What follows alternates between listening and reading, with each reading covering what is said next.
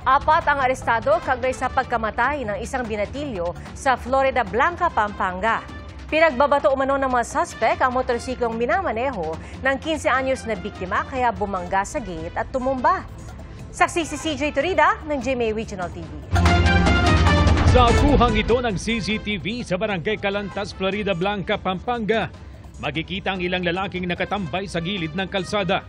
At nang may paparating na tatlong lalaking sakay ng motorsiklo, pinagbabato sila ng bote. Tinamaan at napuruan ang ulo ng rider ng motorsiklo. Nawalan siya ng kontrol at bumangga sa isang gate sa gilid ng kalsada.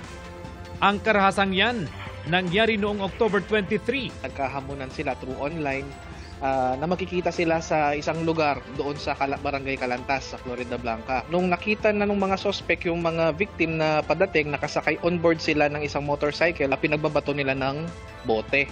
Dahil doon, binilisan ng driver yung takbo ng motorcycle until bumangga siya doon sa pader.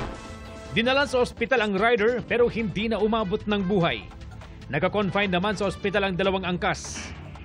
Kwento ng kapatid ng isa sa mga biktima. Gumagawa po sila ng project kasi nga po magpapasko, gumawa po siya ng parol. Nagabihan po sila ng hiram ng motor. Ihahatid po yung mga kaibigan niya.